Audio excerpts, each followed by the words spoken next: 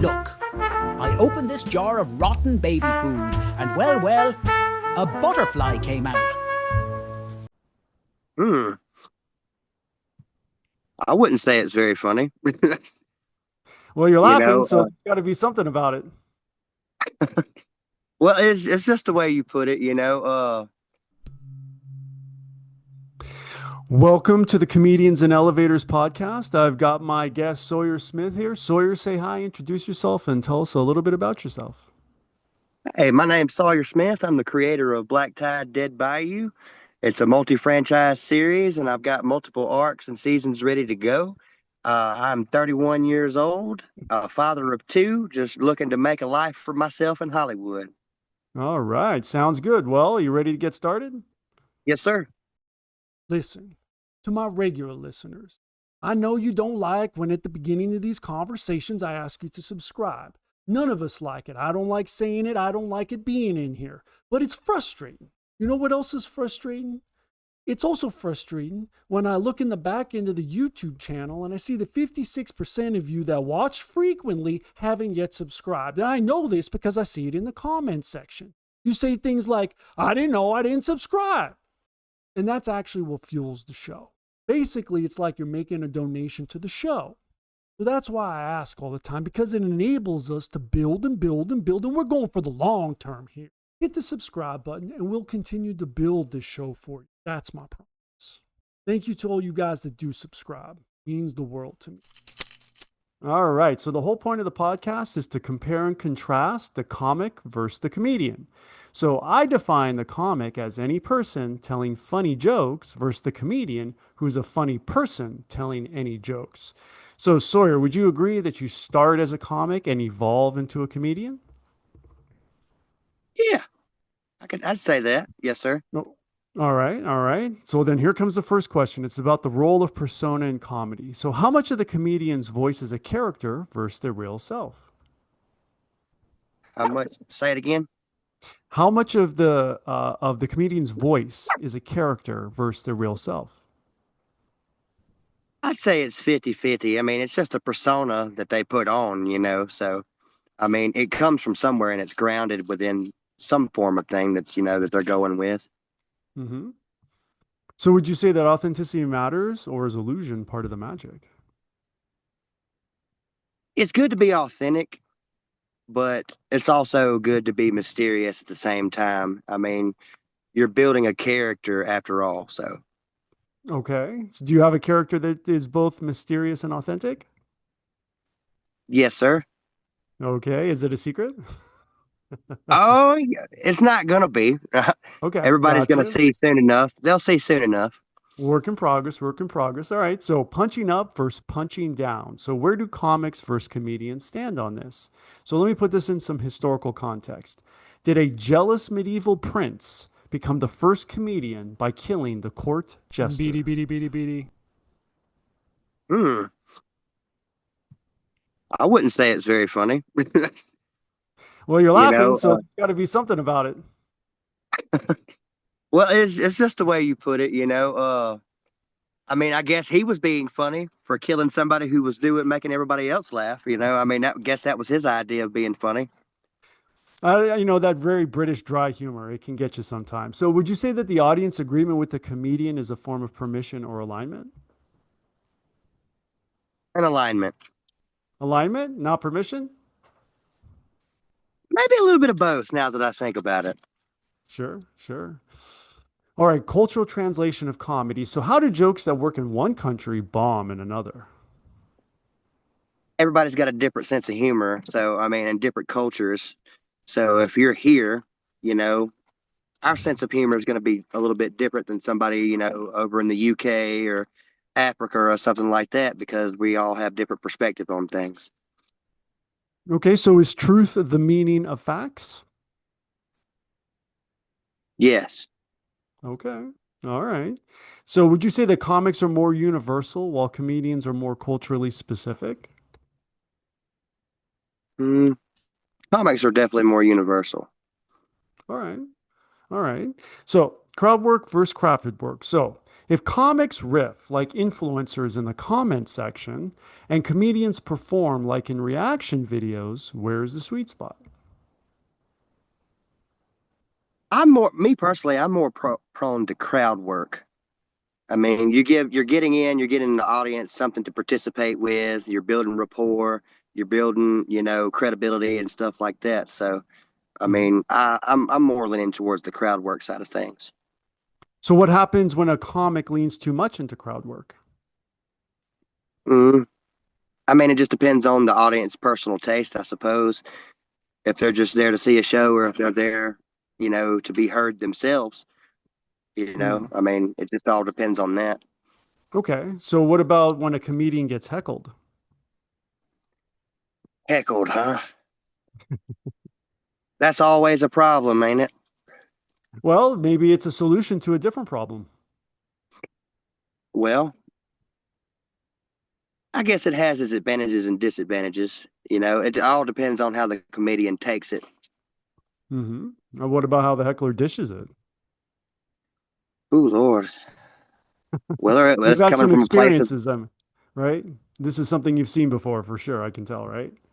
just a little bit, if it's from a point of respect or disrespect, subtle or, just downright mean, I mean, Hmm. there's ways to go about it.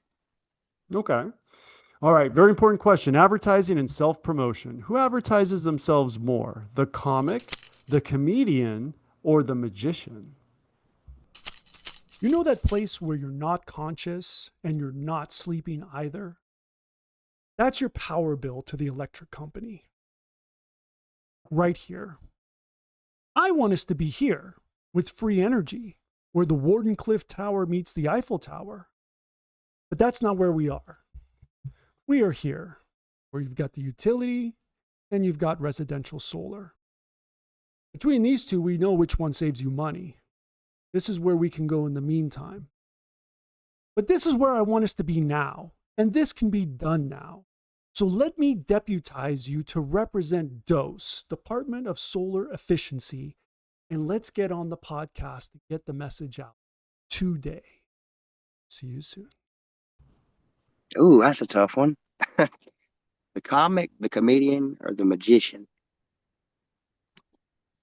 Well, the comic, he's having to start out, you know, doing shows and writing material and getting himself a name, right?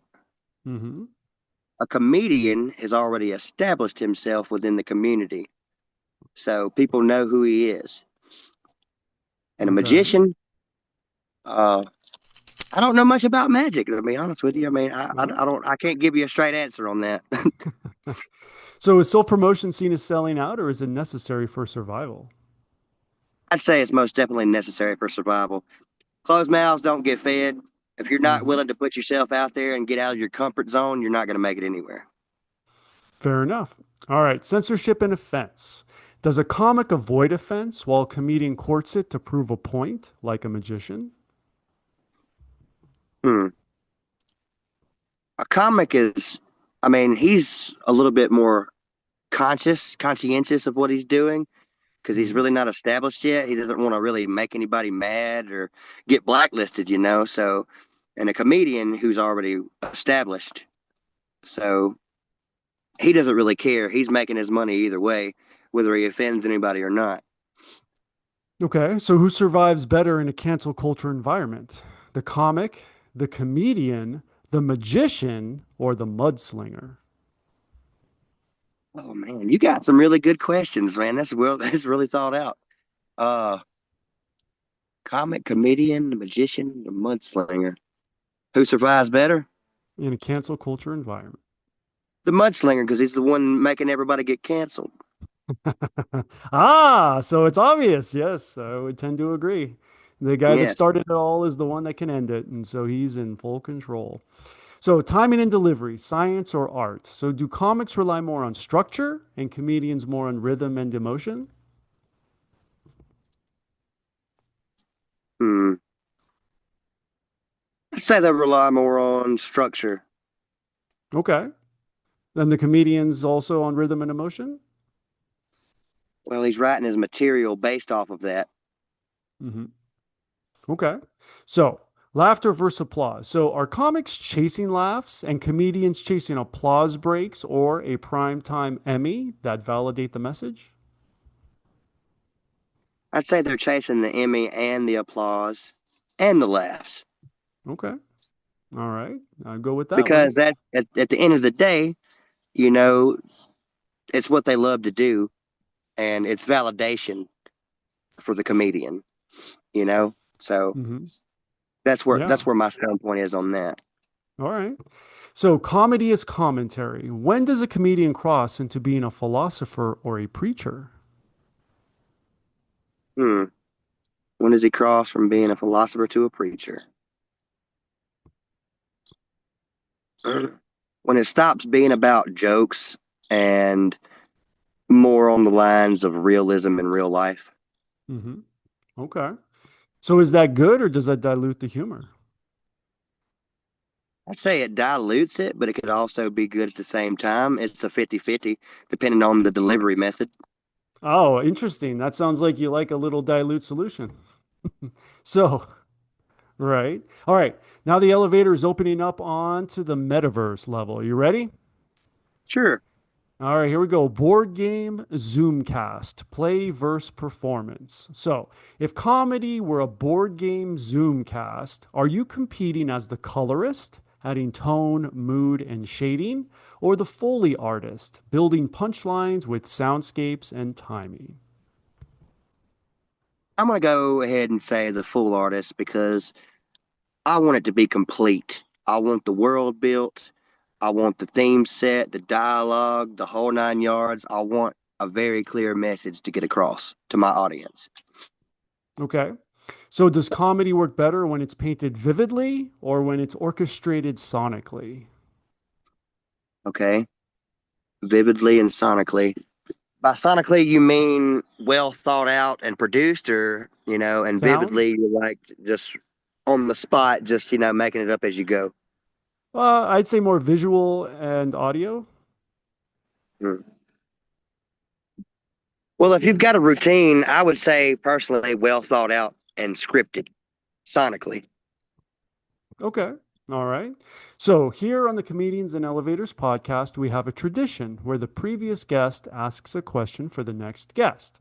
And our previous guest was DeAndre Noor. And his question for you, Sawyer, is what message has a specific comic, which a specific comic conveyed a message that has a cultural impact? Hmm. Cultural impact. Maybe Dave Chappelle. What's his message? That race shouldn't matter at the end of the day. That we're all human. We all got something to laugh about, and we should just lighten up and take it easy on each other. I'll go with that. I'll go with that. All right, last question. Legacy. Who gets remembered? Will the comics Tight Five survive time, or will the comedian's cultural point of view be more timeless?